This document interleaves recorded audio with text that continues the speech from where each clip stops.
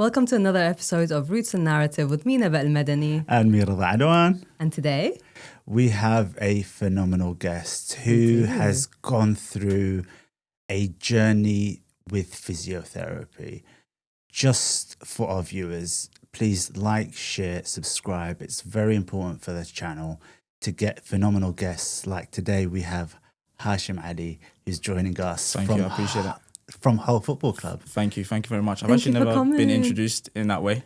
It's always been Hashim, Ibn Abu Hashim, and that's pretty much it. So thank you very much for that. I really appreciate the recognition. It's hugely appreciated. Thank you. MashaAllah, your life, you've gone through a journey of, I mean, you're so young, but you've achieved so much in such a short space of time. And it's something truly to be proud of. Alhamdulillah, thank you. So we're proud of you. Thank you. I appreciate that. Thank you. So thank you so much for coming on. No problem. Thank you. So for our viewers, just so that you know, Hashim is a physiotherapist in football. Yes. And he has been doing this for quite a few years. Yeah. And we're going to go through the journey now. Yeah. And as always, we start from the beginning. Right, start from the beginning. So Hashim, initially, where were you born and how did you start your life? Born and bred in London, okay, in West London. So around a decent Arab community, a decent Muslim Iraq community. And essentially, it was from a very young age. I was into football, but my family never really were. I have to ask. I'm Go on. sorry, brother. I have to. Who do you support? Man United. Oh God! What is wrong? Although I will say one thing, which I think is very common about people who work in football. When you become more and more and more involved in football, and your life becomes consumed in football, I think you start to watch it less, and you start to become less involved in like the teams you support, and unless you have a huge passion for that team.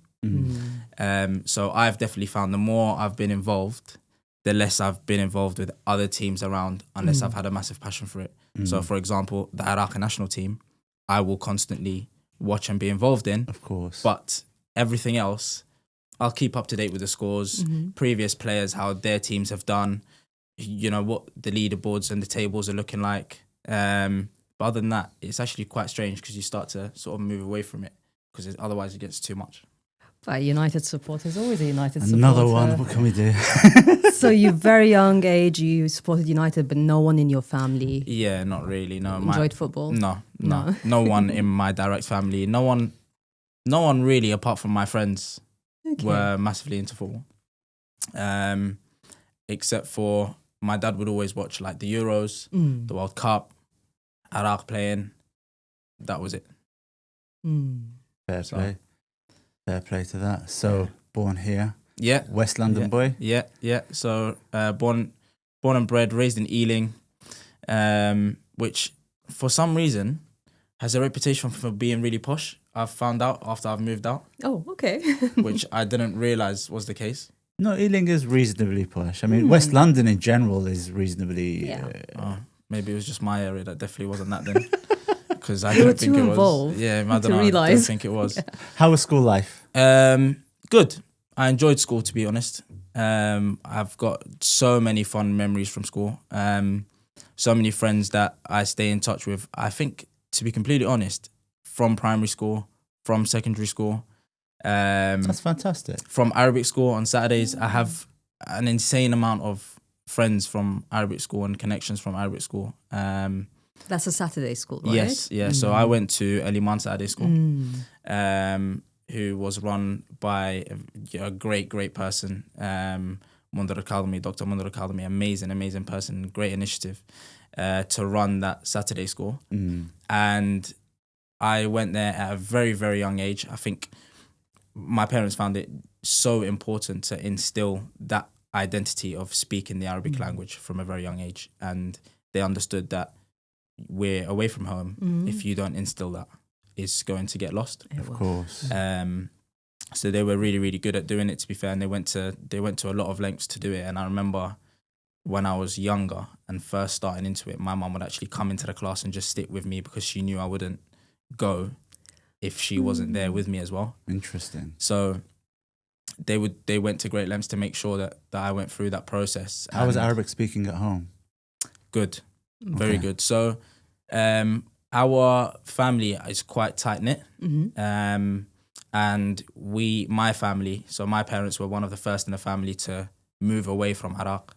Okay. So then when other people in the family started to move away, our place became a little bit of a safe haven. Okay. So when aunties or uncles would first move away, they would always find that they were coming to our place and staying for a little bit of time. So it just meant extra exposure to The language. more of the language. Because there's always somebody with me, and I'm always listening to conversation around me. So I suppose that was a great part of it. My eldest cousin, who's now a dentist in Bournemouth. So she came over when she was 18, and I was at the time maybe 4 or 5. And she, I don't know why, by the time she was my favorite cousin. And so she would come over to our house, and if I didn't open the door for her, I would force her to leave the house again Okay. and knock on the door again so that I could then Open the door. open the door for her. Otherwise, she wasn't allowed in the house. I Oh. like that. That's a lovely Because story. it's my house. So that was the kind of relationship that we had. And now, subhanAllah, she's obviously grown up, has a family, she has kids. And they came over to our house not too long ago. You didn't kick her out again, did you? I didn't kick her out. I was a little bit younger. This was a couple of years ago. And she had a son who was the same age as I was when she used to come over.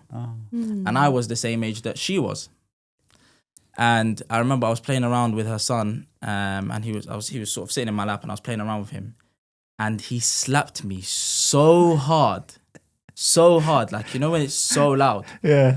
And everyone just, you know when they say, Ghaslu libis? Yeah. That's what it was, okay? And everyone went silent. And I said to him, Ali, Halish. He said to me, that's payback for everything you used to do for my mum. She told him. She's told him. She him. has bred her children to get revenge from me. So that's the kind of relationship it was. But yeah, alhamdulillah, I went to that Arabic school and I got through it really, really quickly, just because of that consistent environment. I recall an earlier conversation. You done your GCSEs pretty early, your Arabic GCSEs. So my Arabic GCSE, I done it, I think I was either 10 or 11. I remember I was in year 5 when I done my Arabic GCSE. I was playing for the school football team, and I had the school football kit on. And I went into this secondary school because I wasn't in secondary school yet to obviously do the exam. And I'm walking through the corridors of the secondary school wearing this football kit, which was big on me because I'm a small human. And it was mixed reactions of confusion and overwhelmed by how cute this kid was who's sitting in an exam. So yeah, alhamdulillah, I finished it at that age. Got a good grade in it and moved on from that. So didn't go on to do the A level though. Just left it at that, to be honest. Oh, fair play. Yeah. Fair But play. your Arabic is, I'm assuming, is really good anyway. Alhamdulillah, fluent in Arabic, fluent in English, I think. Reasonable in Spanish. I'm trying to learn Spanish, I think, because of the involvement of Spanish in the footballing community anyway. Okay. It's a huge asset to have. So I have delved into investing in, there's some specialized Spanish teachers that will teach you lots of footballing terms, medical terms, bits like that. So I've delved into that world a little bit. Oh, fair play. Fantastic. Absolutely. Wow. How was college? So I went to sixth form and then Brunel University. Okay. What made you choose physiotherapy? That is a very good question. So when I went through my A levels, that was probably a bit of a rocky time in my education. Okay. What made it rocky? And I think that I didn't do as well as I thought I would do, especially in the first year. Okay. New friends, new surroundings. Trying to fit in? No, not trying to fit in as much, but I think that was, you get a different taste of freedom when you're in college or sixth form that you don't really get in the previous years. Okay. True. And were you trying to find your identity at that maybe? potentially, or maybe I was trying to maybe mask it in some ways.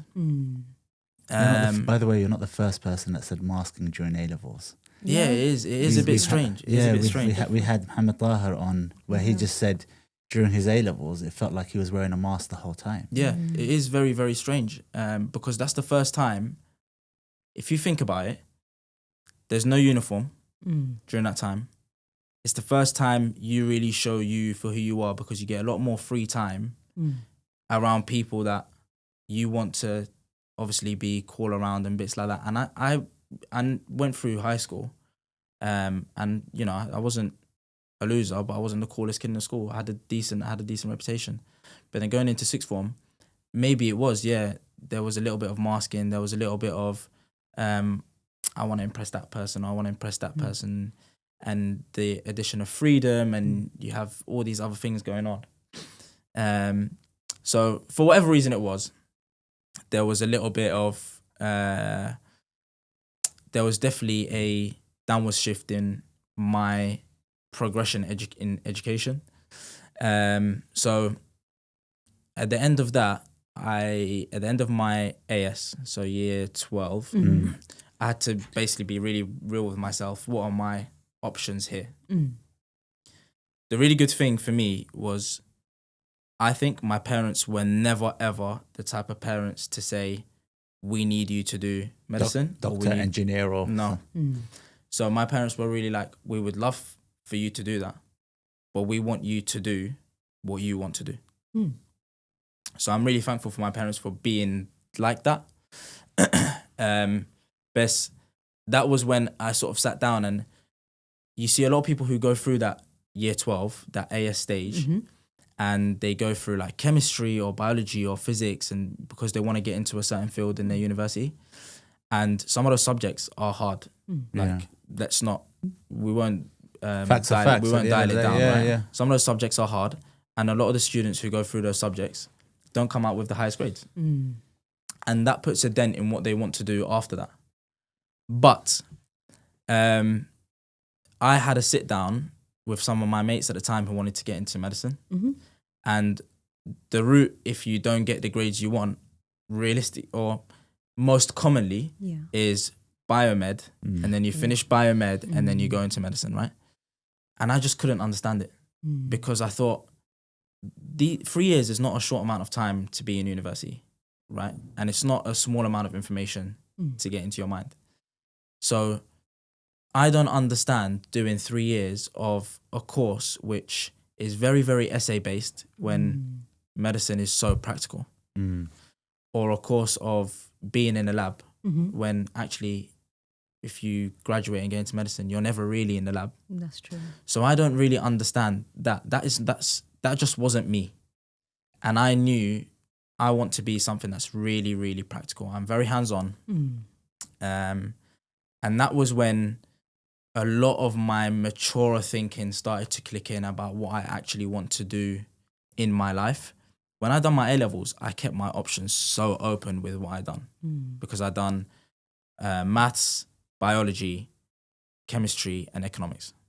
So I kept it like, I think I could have got into quite, maybe apart from engineering, but I think I could have got into quite a few university courses with those A-levels. But that was when I first really, really had a bit of an epiphany. Okay. And it was like, okay, a lot of people at that age, when they're deciding what they want to do for their future, they look at salary. When I graduate, what is my starting salary? What is the average salary? Am I going to have the lifestyle that I want to have off this salary? And when I looked at that, I thought, this doesn't mean anything to me, because what does average salary actually mean? What is it? The middle salary? Is it the mean? Is it the median? Like how's this been calculated? And my thinking at that point was, if you look at any field at all, you'll have people who just start off, and you'll have people at the top of the field, and you'll have people in the middle. So I thought, at that point, it does not matter what you do, what field you decide to go down. What matters is that you're really passionate in it and you like doing it. because Did anybody coach you or mentor you or give you some advice, or was it just something that you No. thought about? no, this was genuinely something that I just thought about. And Just so that you know, a lot of people get coaches and mentors to get to that mental state. no, I sat down, and I think it was because I saw my friends go through that and want to pick biomed, and I just couldn't understand it for me. And a lot of them have gone on to do medical degrees. Like some of my closest friends, they've gone through that route and it's been successful for them. But for me, it Didn't make sense. It just didn't make sense. So my thinking was, well, the average salary doesn't matter because I'm not working to get to an average salary. And I don't want to do a job for the rest of my life for the sake of a salary. What matters to me is what I do for the rest of my life, I want to enjoy. And if you pick something that you want to enjoy, if you pick something that you're passionate about, something that you like doing day in, day out, and you get to the top of that field, then forget the average salary. You're getting the top. But for you to get to the top, you need to either love it or live it. And it's a lot easier to live it when you love it. 100%. So that's how I got to the decision of what I wanted to do. What do I love? Okay, I love healthcare. I love football. How do I get to the top of that? And there's loads of different routes. Yeah, you can become a doctor and then you can become specialized in sports medicine and then you can work with a football team. You can do physiotherapy, and physios in football are very, very involved. And although doctors are, the physios tend to have a closer relationship with the players and are a lot more involved on that level, because especially when a player is injured, every single day he is in with you, morning to the afternoon, and you almost become a mentor for him as well, because you have to get him through these tough stages. He's taken away from something that he loves the most. He's questioning himself all the time about his ability. Is he going to get injured again? When he comes back fit, is he going to get selected again? So you're partnered up with someone that you need to rehabilitate to actually allow his muscles to heal in the way that's strong to prevent and minimize risk of injury in the future. But also, how can you get him over the mental barrier that he's going through now? And so you build this massive connection and relationship with these players. But ultimately, that's how I decided that I wanted to do physiotherapy, and more specifically, physiotherapy in football. Brilliant. So your love for football never died then? No. You wanted to. It's interesting because you never talked about being a football player. No. Never had the interest of being a football player? Or? No, I did. Okay. But I think I was also very aware that I'm crap. So Sorry to laugh, but no, it's no, other people have. So don't worry, you're not the first. So I was really aware. Okay, so I need to be realistic with myself. Let me go down a route that's let me be actually realistic. Yeah. And you were good at education, so Yeah, I was fairly good at education. Yeah, so it worked really well for you. Alhamdulillah. Your passion, your love, and your education came together. Exactly.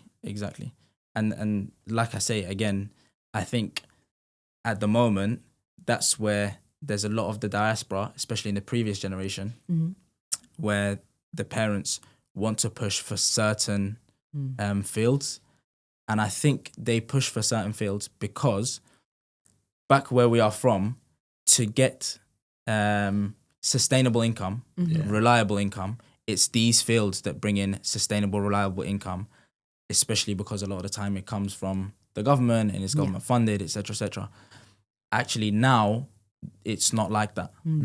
So when you open it up to something that you're a lot more passionate about, it makes it a lot easier for you to wake up in the morning, to go to work, to get to that top that you want to get to.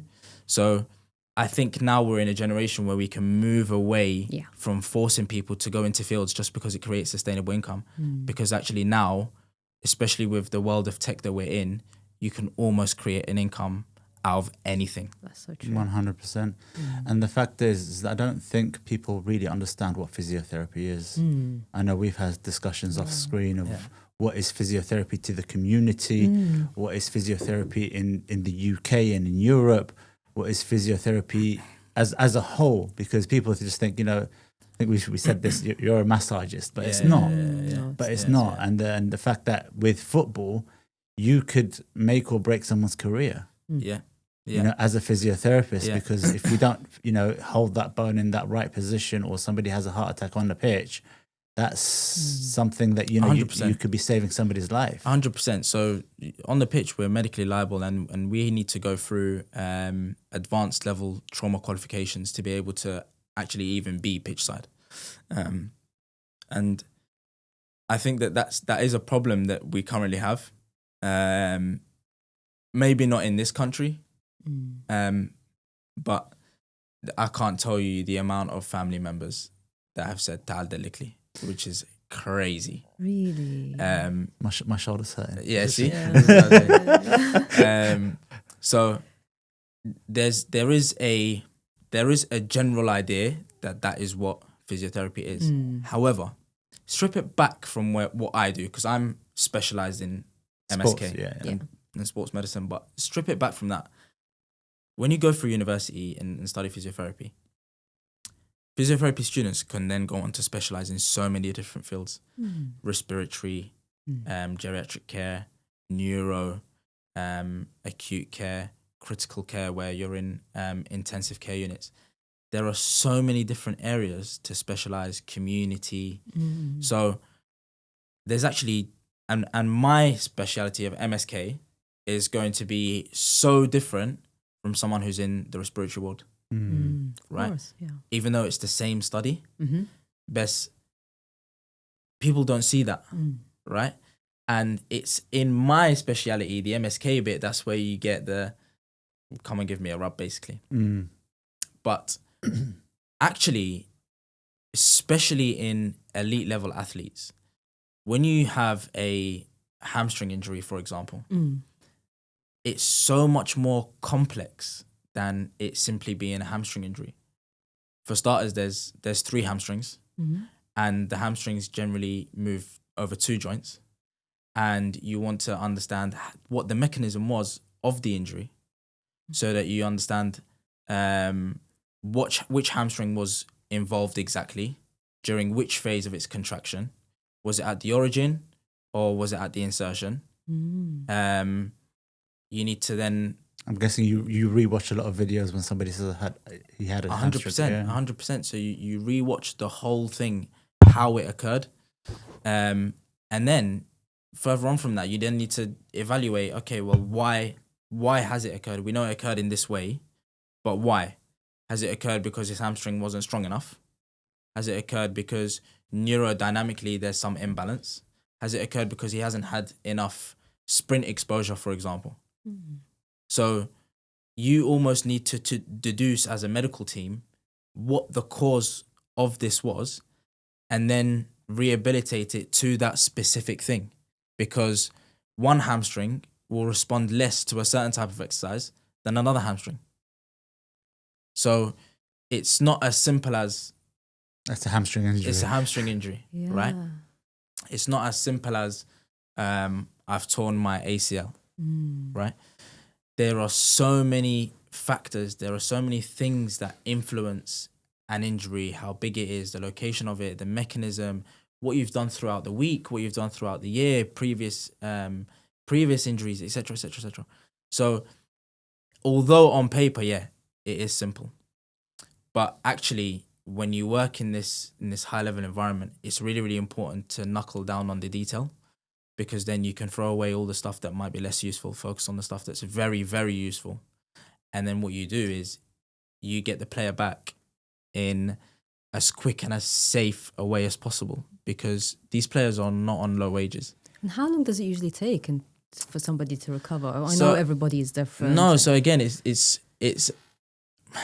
a very difficult question to answer, because every single injury is different. It's different. Can I just say something? Hashim, you talk about it with such a passion. This is what I was... do. I appreciate that. You talk about it with such a passion, and it shows it comes truly from the heart, that you really care about that individual, because obviously you become one-to-one with that with that one player. But let's just sort of go back a bit to your journey, because obviously you've left university, you've gone through all of these different departments. Yeah. And I think you said you got a rotation with a football club. Yeah, so I was really lucky to have a placement at Stevenage Football Club, who were in League Two at the time. Okay. And my mentor at the time, or my clinical educator, was very, very good. And I'm still in touch with him. Today he actually works with Cirque du Soleil at the moment. So he travels the world with them. That must be a journey for him. Yeah, he's doing really well as well. That was having that placement and going through other placements. I knew, for example, I didn't like community. I knew I didn't like it. Okay. So you scrapped that. So that was put to a side straight away. I was interested in MSK anyway. I was actually quite interested in respiratory. But then I went to a neuro placement and I found that really difficult, to be honest. Coming across 18, 20-year-olds who have gone through strokes where you don't really see that. The risk of That young. Wow. And you think, this could be me. This could be my brother. This could be anybody that I know. But it's really difficult. Really, really difficult. I found it really difficult to deal with personally, if I'm completely honest. So I knew that would have been a difficult field for me to actually be completely involved in. I went through a COVID ward during the peak, which was very, very interesting, to be completely honest. I found that enjoyable. But when I had this football placement, that solidified everything for me. I knew this was miles beyond anything like. This was your calling. Yeah. It was the click. And having that clinical educator and being in that environment, it was everything that I needed to see to solidify and cement what I wanted to do. And because of that, I had quite a successful time there. It's only short placements really when you're in university, so it's 6 weeks at a time. Okay. But it's enough time to integrate yourself a little bit and sort of and learn and prove yourself and be able to adapt. Did you have hands-on with the players at that time? Yeah. So I was really lucky enough for the educator to build a little bit of trust in me during that time. And he allowed me to look after rehabilitation for one player who had injured one of the muscles in his ankle. And it was a 2-week rehabilitation, and he came back on, I think it was my last day or second last day, and we had a match in the EFL Trophy, and he played the full game for 90 minutes and then scored in extra time to win the game. I think we've got a photo for that, don't we? So Yeah. I think there is a photo of me in that squad, or as part of that team. So again, for me, that was a surreal feeling, because for me it was like I was a part of that. And that feeling, that reward was an insane hit of every hormone that can be produced. The endorphins after that was crazy. Yeah. So I remember I went home ecstatic, and I was showing my family highlights of the game, and I'm not even a player, right? And I'm not even sat on the bench either. I'm a student, sat in the stands. But this was what it meant. I was a massive part of it. And again, it was those positive experiences that just kept cementing everything, telling me that this is your path. So you finished uni, and now you know exactly what your goal is. Yeah. And you went out and went where? So as soon as I finished uni, literally finished my last exam, and I didn't wait for my grade to come out. I just started applying for everything that was football related. Listen, for all the followers out there, that this is gold dust what he's telling you. You don't wait. Yeah, don't wait. Just apply, because it doesn't matter, right? You know you're gonna have a degree at the end of it, okay? And you can, when you apply, you can just say you're awaiting your grade. It's not really a problem. So I just applied for everything, and I called back the mentor that I had at Stevenage, and I said, look, is there any chance of even any part-time experience or anything like that? And he said to me that there would potentially be an opportunity, but before that went through, I was offered the opportunity by Colchester to join the under-18 squad. So I moved out of home to go and live in Essex, and that was my first full-time role and the start of the career, really. Wow. So That must have been an interesting time for you. it was hugely interesting. It was your first time out of Yeah, away so from I lived- home as well. Yeah, so I lived at home for university because Okay. Brunel's not far from where we live. And that I had a little part-time job on the side while I went to university, but then, left everything. And again, my parents were so understanding that, my dad just said to me, that's it. Like, This is your career, لازم بعد. تسعى ورا رزقك. Like, that's be all and end all. Yeah. And we're going to support you in doing it. So yeah, let's do it. So we went up to view places to move out into, and then I ended up moving in a house share with these incredible people, these two twin brothers, and they were, like, again, a massive part of my journey because they were passionate in doing better in their careers. Okay. They say you should be the middle of the 5 people around you. This is a very important thing to me as well, and I think through some of the things that I've sent to you already, Yeah. there are some people in those images that are constant, and there's a reason for them being constant. So really, from when I started university, the people that I would surround myself with were generally older than me. That's not because I didn't like the people that were with me. It's just because I felt like I needed to be somewhere that the older people understood more. And everything around you will shape who you are. That's 100%. It's as simple as that, as it is. Yeah. Everything around you will shape who you are. If you have consistent surroundings that give you negative connotations or teach you negative things, then that's what you will take in. That's true. So I found a lot of comfort in being around people that taught me how to do things, or even on a religious level, that brought me closer to the religion, or that taught me how to do a skill, or people that were more successful than me. And that carried on with me since then. So actually, a lot of my friends are my dad's friends.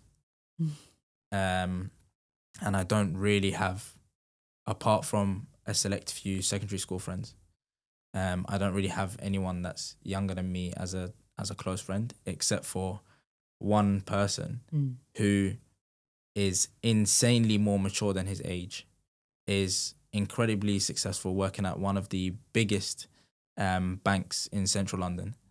So for me, he's a no-brainer to be around him. Again, somebody that's looking to develop themselves, someone that's looking to motivate each other, and somebody that's looking to push. Yeah, 100%. And it's important to be around those type of people. Wow, so far. So now you're in Colchester. So at this point, I'm in Colchester doing the under 18s, and that at the time the medical team was quite small. Okay. And there was definitely things in the medical team that could have been done better at that time. And I was very, very fresh. So I'm trying to pick up everything that I see to learn and make my way of working my way and my unique way. And I think that that's a really important thing as well, because the more people you come across, the more you take the things that you like from them to make it your unique way. And you start to see things that you don't like, and then you start to move that away from you, again, making it your unique way. And all of those things that you learn, when you put it together, then that becomes your signature. So actually, your signature is never really something that you make up on your own. No. It's just a blend that no one else has come across. But that's your blend. So during my time, I picked up some things that I liked, picked up some things that I definitely didn't like. But it went through that year when I was in, I was lucky enough that it went through quite a bit of turmoil in the medical department. So the head physio left, which then meant that we were down to 2, which then made me pick up more responsibility and put me into the deep end, really. And as a first year graduate, it was sink or swim. And it's a lot of the time it is as simple as that, but that's the best way to learn. So done well in learning that and being interim head of academy medicine at the time. So that was my first taste into 21s football after having what I actually really enjoyed in under 18s football. So we went through a really successful FA Youth Cup run that season, and I remember we beat a non-league club really well away. Then we beat Swindon Town away 2-0, and then we beat Arsenal at home 3-0, who had a young Omari Hutchinson playing. And then in the next round we were away at Newcastle at St James's Park, and we lost 3-2 in that game. But that is a really successful run for a team that a lot of these teams that you're coming up against, you shouldn't be competition for. But it's the taste of success. And that taste of success is very, very addictive. Of course.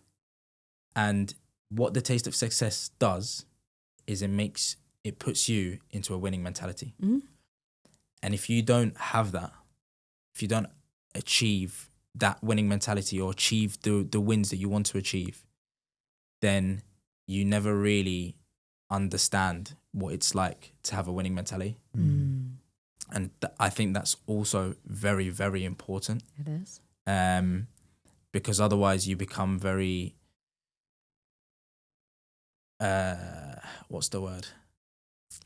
You become very content, yeah, with everything. With just standards, normal. Yeah, but it's not good to be that. There are some things that, 100% you can be really content with, because a lot of things aren't in your hands. Best, you can be content with it as it is at the moment, but know that I need to get to this next step. Achieve greatness. Exactly. Achieve have that better. hunger and drive to do better. No, but psychologically, how does that work? Obviously when you're around people that are achieving greatness and doing great things, how does that help you? Mentally. Help me or help them? Help the individual who's going Just through to move forward and having the right mindset. You know, I mean, usually people that have that hunger and that drive usually have that mindset of I need to do better. I need to achieve more. Yeah. So it's always good to have that. Like you said, you don't want to be stuck or be complacent or be content with just the norm. Yeah. Yeah. It's all about mindset at the end of the day. Yeah. Real life. So really interestingly, actually, on that, there's a lot of players that will come through rehabilitation, especially on the longer term rehabilitation. So imagine a player who's, for example, with us for 12 weeks or longer, and you're trying to get them through a rehabilitation process that's actually quite lengthy, them being away from the sport that they enjoy, away from the team, they feel very isolated, and you're trying to get them to hit targets in the gym. And what I found is that mentally, everyone responds to different stimuli to achieve the goals that they want to achieve. That's very true. And to get the most out of the person that's in front of you, you need to adapt the stimuli that you then give to them. So, for example, there are players who will respond very well to chasing numbers. So if you tell him, I need you to hit this number, mentally, he needs to hit it. And he won't stop until he hits it. That's the way he's wired. There are players who will chase greatness because of fear of failure. Yeah. Okay. So when you instill a fear of failure into him, you get better outcomes. There are players that chase greatness because they love success rather than fearing failure. So when you remind him of the success that he could reach, you get the best outcomes out of him. There are players who have other stimuli, like it might be family, it might be his partner, it might be that there's a holiday at the end of the season, and you're trying to remind him that there's a carrot on the end of the stick that you're gonna achieve. And these understanding which type of player you have and adjusting that makes the little percent differences that actually go a very, very long way later on. So if you have an injury, coming back to injuries, if you have an injury and you are thinking maybe this needs a bit of a push, this player needs a bit of a push to heal. Yeah. How do you deal with that? So understanding who the player is Yeah. extremely important to understand how you want to approach him. Yeah. One thing that I personally like to do is there's a book called Relentless by Tim Grover. Read it. Phenomenal book. Very, very good book. And the first time I read that book, I was reading it once and it was quite late at night, and I wanted to just get up around 2 a.m. and start shadowboxing in the middle of my room. Yeah, because he talks a lot about boxers and basketball players. Yeah. But that's the type of book that it is. It gives you an insane amount of motivation at a time when you're just trying to sleep. Yeah.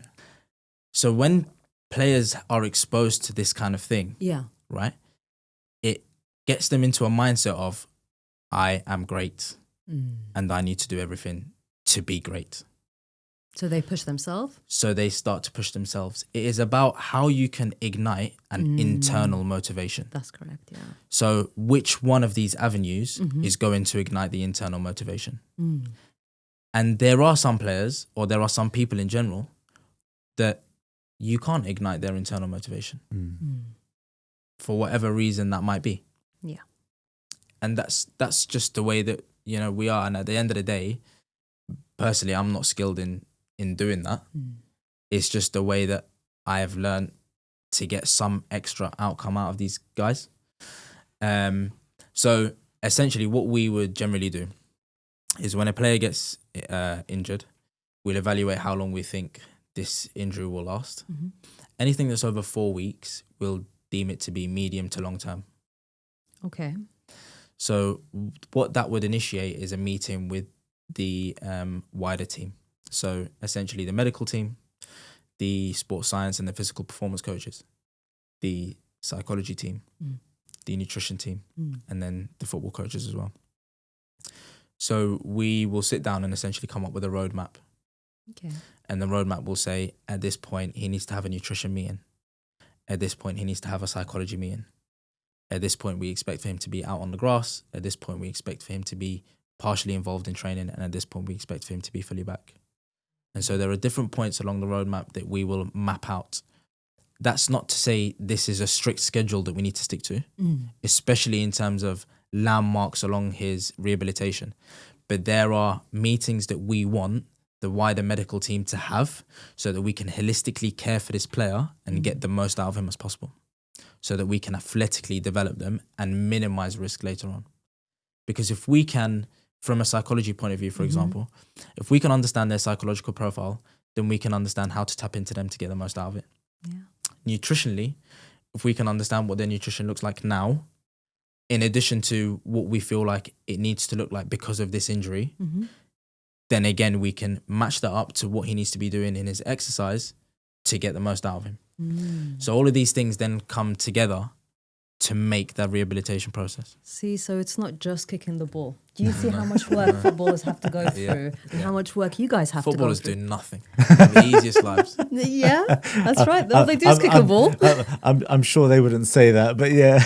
No, but look how much work that there is. There's behind the scenes, Yeah, behind Exactly. the scene. It's not, football is not just about Exactly. the game. It's But then much more than that. At the same time, look at what a physio is. Yeah, absolutely. Yeah. I think that's something to reflect on. It's something that, wow, what a physio has to go through. Look at all the teams that he has to speak to get this player back on point, to get him back within ACL, which in the NHS world can take about a year. Even more. A year and a half. Yeah, absolutely. In the NHS world, you're probably waiting minimum 3 months to get your surgery. If you're lucky. If you're lucky, yeah. Whereas definitely. this is the difference of public physiotherapy through the NHS, for example, and private elite level physiotherapy. If we had an ACL, depending on the health of the knee, we could be in and out of surgery within 1 week, easily. And that So- I can't even say it now. Rehabilitation. That's the word. Yeah. That can also be shortened because you're seeing him every single day, We're right? seeing them every single day. Yeah. There are measurements that need to happen. So we need him to hit criteria to ensure that he is safe to return. So whether that be limb symmetry index and how strong the muscles are with the affected leg to the non-affected side, or for example his rate of force development, again affecting both sides, or the speeds that he's hitting on the grass, and etc. etc. etc. There's so many metrics that actually you need to clear. That's not including the psychological metrics that you need to clear. Of course. To ensure that he's safe. But anyway, if we speak about something like an ACL, the procedure is not, it's not a small procedure. Like you're taking a graft from a muscle and then you're drilling it into two different bones. So there's a level of bone healing that needs to occur anyway before you're safe to come back. So it is a lengthy process regardless, because whether we like it or not, there's tissue healing times that we can't avoid. And we need to be safe because these are assets. Wow. That's quite a lot of information. Yeah, it's very informative. And I think this is so enjoyable, honestly, and so informative. And we can sit down and talk about physiotherapy for a very long time.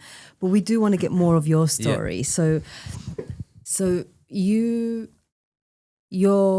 where you are now. Yeah. What you're doing. Should we get into that a bit as well? Yeah, because we are short for time. Yeah, so let's fast track this. So you've now become interim head of academy medicine. Yeah. And then you take the full-time position?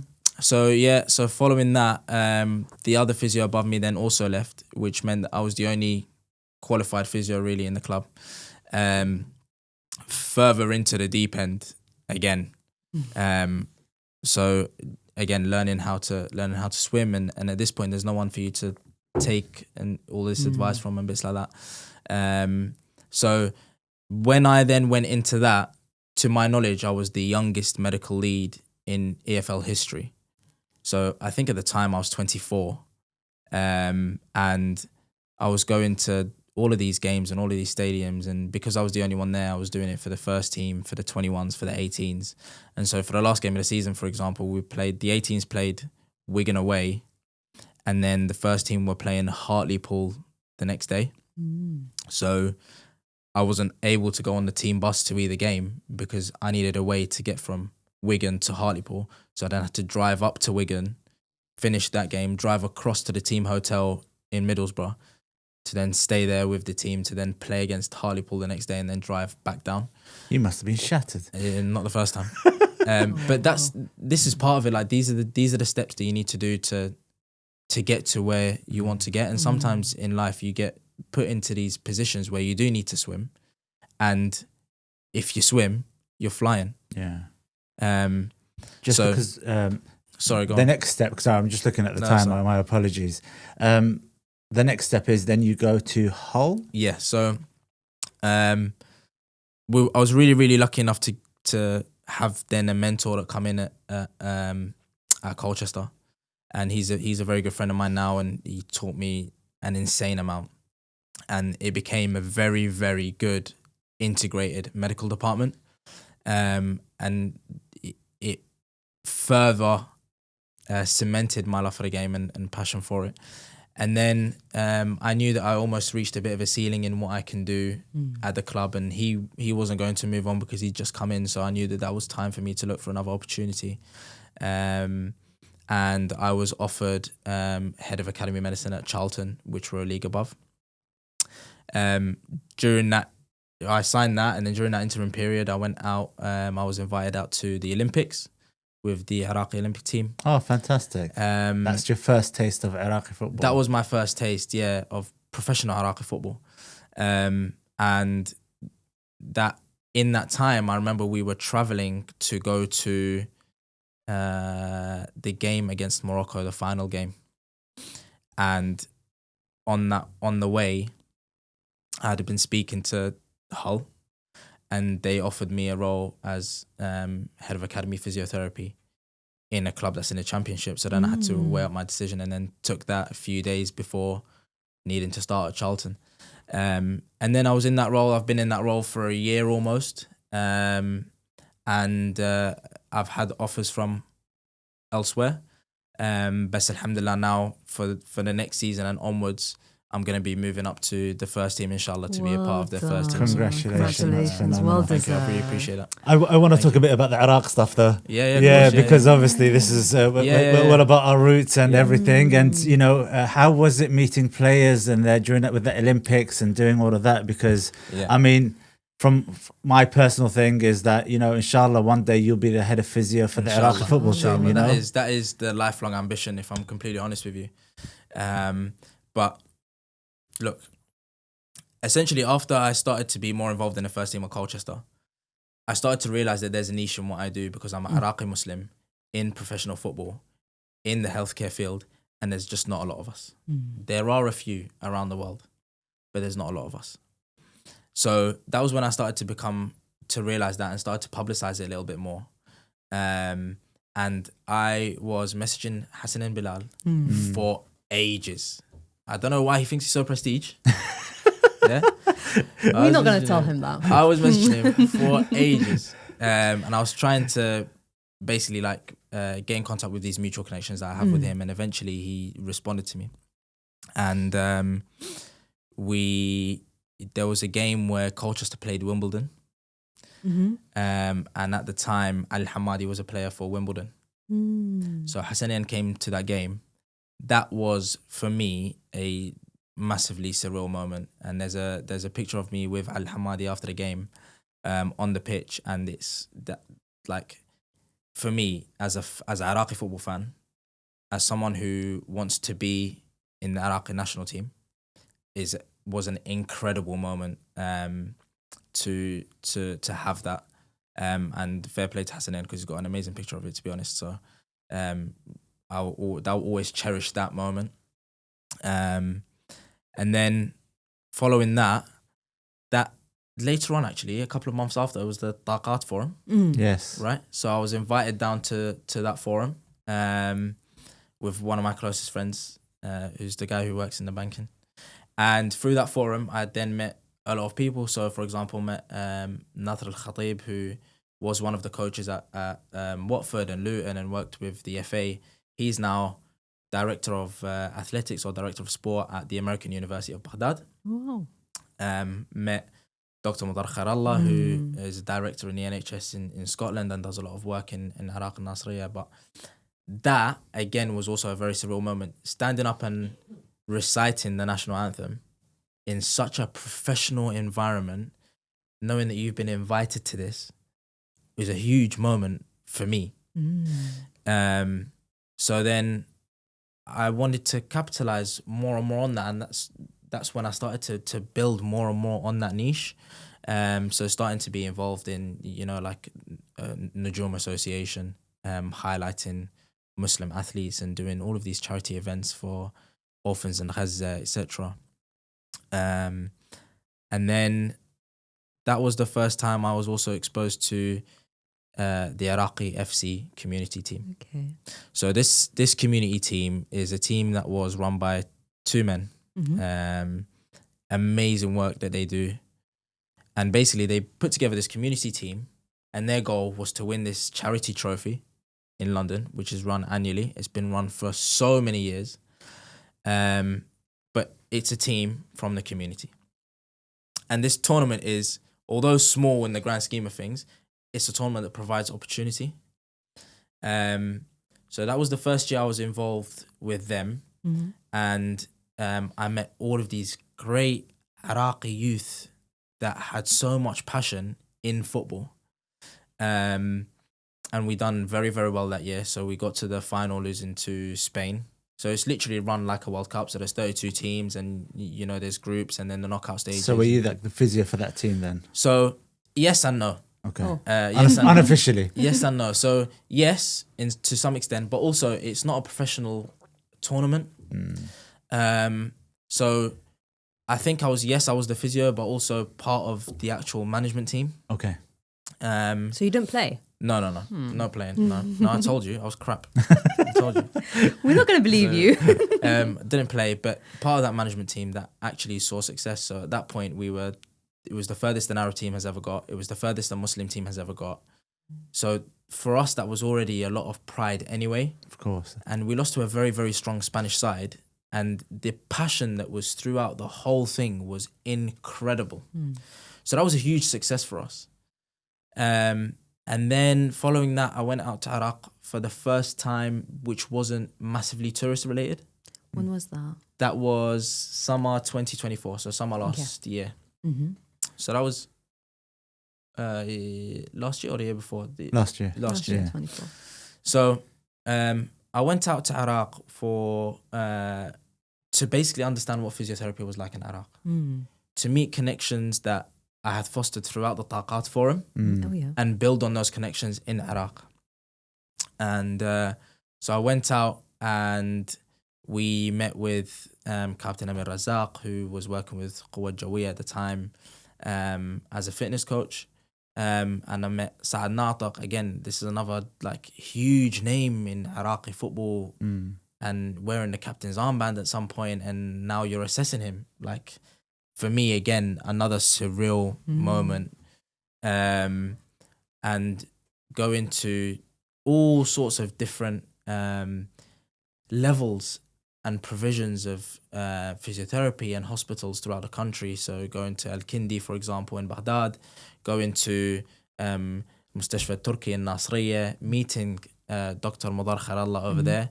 We spent a whole day with him, and he runs some hugely beneficial initiatives, and he actually brings people over from Europe and from the UK to go to Iraq and give conferences and talks through association. I think it's called GPTI. But these connections they're gold. They're literally gold. They're invaluable, especially for the goal that I want to reach at the end of it. But ultimately, we had 10 days there. We went across 5 different cities. We saw numerous hospitals, countless patients, understood everyone's expectations, experiences, to see how much potential there is for physiotherapy. Can I ask something? I mean, because this is something that's played on my mind, and I think we've had a bit of a discussion on it. What is the meaning of physiotherapy in Iraq? I don't know. Is it also massage and? Does it exist from a European standard? Does it exist? It exists, but not to a European standard. Okay. That's I think the best way to put it. So basically, there's scope for improvements. There is huge potential in the field, and I think that. How is it with the Iraqi football team? If you got any exposure with that? Yeah, so I have had some exposure, and again, it's mixed. Okay. It sort of depends on what level you go at and when you go. Okay. So, for example, they've had some very good practitioners with them.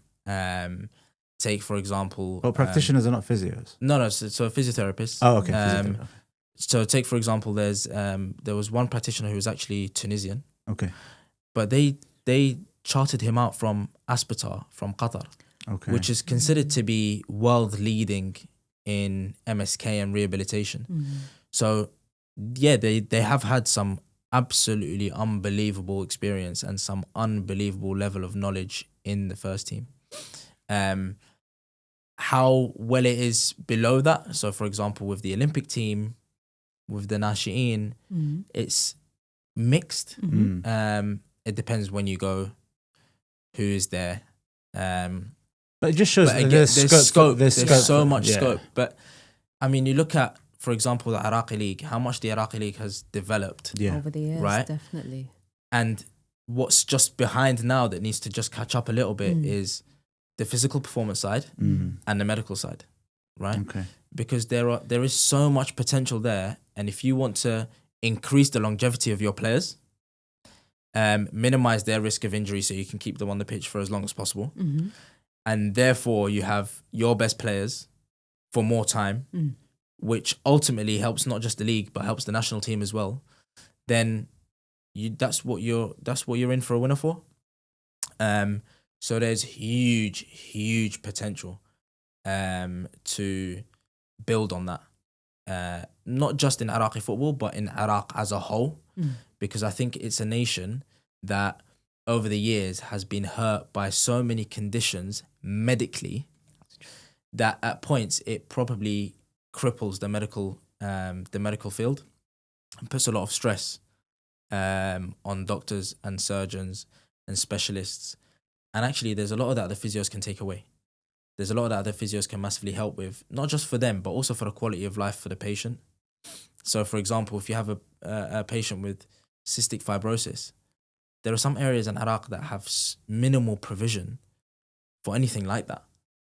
Whereas a structured physiotherapy approach would mean that a cystic fibrosis patient wouldn't need to go to hospital as much, because he can have the treatment that he needs, or better treatment, in the comfort of his own home, by somebody who is skilled in the community craft. physiotherapist. A community physiotherapist, devices that will help as well.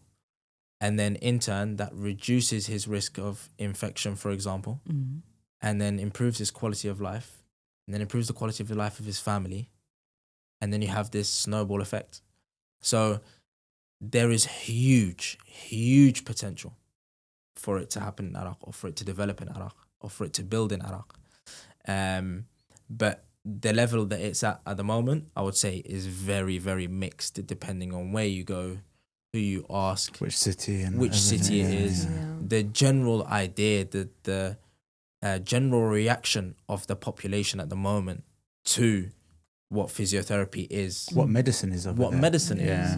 But a lot of the time, like when I was there, it was like massage. That's what they think it is.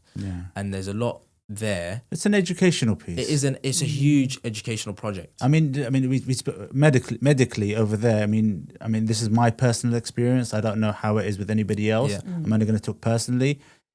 You know, from what I've heard from doctors themselves, if you give a person an injection, you're a great doctor. But if you tell them, no, you go do this, this, and this to rehabilitate. I can't really say this word. That's the one. To go and do that, then you're not a good doctor. You haven't given them an injection. You haven't given them a pill. That's just certain people's mentality in Iraq, unfortunately. But I'm not saying this is the whole population. I'm just talking about a few people. And it's but the thing is, inshallah, as time goes on, people become more educated with what medicine is, and with there's a medical forum that's happening here in the UK, but all of these doctors are bringing, coming together, and they're all going to be working together, and hopefully it opens the scope out. That's exactly how to work, integrate, and bring all of these greatnesses, these forward-thinking ideas together and move forward. Yeah, that's exactly what it is. And obviously you guys have advertised the upcoming Taqat Forum event for the Medical Congress. And that's exactly what it's for. This Medical Congress is to bring the best minds from the Iraqi diaspora. And I can guarantee every single person who is going to be going to that Congress is someone who would like to benefit the Iraqi community or the Iraqi nation. 100%. 100%. Yeah. And because of that, how many is it now? Over 700 people that are going to be there. Something in the region of that. Yeah. That's not a small number. By the way, that's half of them coming from Iraq, and then the other half is from UK, Europe, and US. Everyone's coming together. Hopefully, by the time this episode's out, we've had this meeting. It's happened. And look, I'll use myself an example because I went to the last one, and the last one wasn't a medical one. A medical one, although it did have a medical panel. I met two people in that forum, one of which I've already gone out to Iraq and met, and I'd keep in contact with. The other one, I'm going out to Iraq next week to meet there. So these connections that you build within your Iraqi community, because you want to develop not only yourself, but you want to develop where you're from, where your parents have grown up, where your parents have been forced to move out from. That's why they do this, because they want to show people, want to benefit the country, that we can do it. It's an unbelievable initiative, really. MashaAllah, congratulations on everything that you've done, really, and even that positive mindset. And I think do we want to do the question now, or do you have another question? I've got so many questions. That's the problem. I know we need another hour, to be honest. I forgot there was a question at the end. There's always a question. I forgot there was a question at the end. Yeah. Let's do the question now, and then we'll think of any other questions afterwards. So, Okay, let me just ask a question. I have to ask. Go on. Who's your favorite player Oh, of all time? That is actually a very good question. For me, it's actually Kaka. Kaka, really? Yeah. why? I think I just enjoyed watching him. I don't really like being very mainstream, if I'm completely honest. So if you're asking me mainstream player, I'll probably say Ronaldinho. Again, because he's a joy to watch. Yes, definitely. But then you see like Kaka he's got the class, he's got the charisma. He is a little bit of a more well-rounded sort of role model. And then, winning the Ballon d'Or and doing great things to Liverpool is something that He's a brilliant player. I forget. Can't So fault he's a him. great player, Can't fault him. but that's the thing. I think he's a bit more rounded, like as a person, than some of the others that were probably around at the time. But yeah, I'd just had a natural sort of inkling to Kaka. Imagine Great you were name his, as well. Great name. I know, right? Great name. Imagine you were his physio. Yeah. Imagine that. That's Just long close gone your now, eyes for though, a second. Long gone now. Long gone now. One other question. I think there's something that. What is your future legacy? What do you want to leave behind?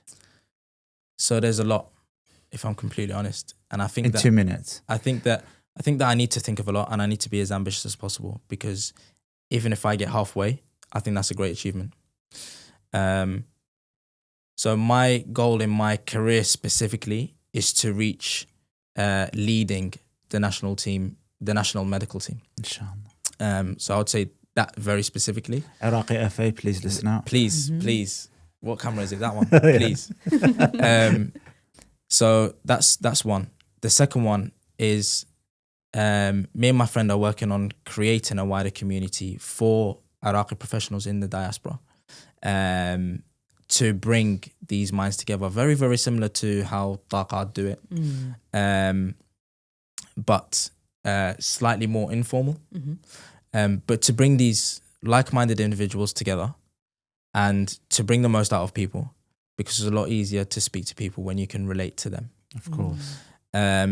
So building this huge community, we plan for it to be in the UK and Europe, and to have biannual conferences, essentially to bring the most out of these people, because you never know what tips you're going to get from anyone, and the golden nuggets go such a long way.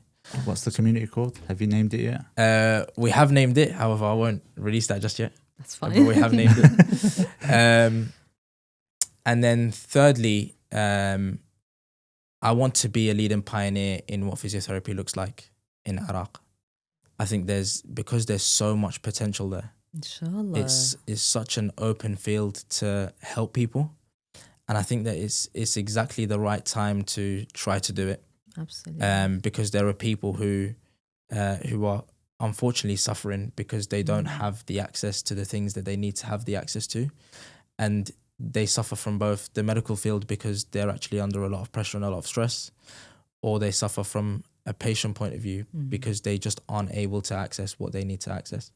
So if from my point of view and from my skill set, I can build that or help to build it or lead it in the right direction or even contribute towards it, then for me, I've done something that at the end of my life, I can look back and say, this has gone to help X amount of people.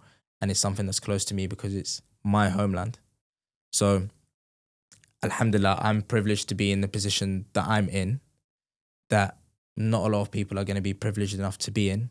But then how can I now take it out from here and implement it into something that matters to me? Yeah. What a great legacy. Beautiful. No, I honestly can see it happen. Inshallah. Inshallah. Inshallah. If God Pray wills, for you. inshallah. Inshallah. Inshallah. So the last person's question. So what he asked was that if you take out Arabs and Iraqis from your friends, what cultural things as a Iraqi do you have in common with other English people or other Europeans? Cultural things. What similarities are there for two friends, different cultures, but you find a common similarity? In my friends, dedication, winning mentality, and ambition. Nice. But they're not. I don't think that they're cultural similarities. Yeah. They're individual. Yeah. They're individual. In terms of cultural similarities, I'd say love for food. That's so universal, isn't it? Yeah, it is. 100%. So universal. When anyone brings snacks into the office, it's like instantly better day. It doesn't matter which country it's from. No. So yeah, love for food. I'd say that's the top one, you know. No, fair enough. Food brings people together. No, it does. It does. What would you like to ask our next guest? Do you know, yeah? So I've known about coming on here for how long, right? It's been a while. And I've always said, what am I going to ask the next guest? And honestly, I keep when thinking... you're on the spot, you I forget. keep thinking, what am I going to ask the next guest? And I actually didn't come up with a question. So right now. But now, come on. On the spot. What I want to ask the next guest is, if you had to encapsulate Iraq as one emotion to yourself, what would that emotion be? Ooh, That's beautiful. that's a great question. And are you sure you didn't think about that before? I'm sure I don't think that. That's a beautiful question. Well thought. Hashim, phenomenal journey, and Thank this you very is much. I only really just the appreciate that. beginning. Yeah, you I know, know. Thank you so much. Inshallah, there's a humongous scope ahead, and don't forget us when you're out there. No, not at all, not at all. Part of the journey, and it's No. just it's lovely to hear the story. Thank you so much. I really And appreciate inshallah, you never know in 5 years' time, where you are, and bring you back on and just talk about Inshallah, the extension of that journey. You know, Absolutely. When you have 15 million subscribers.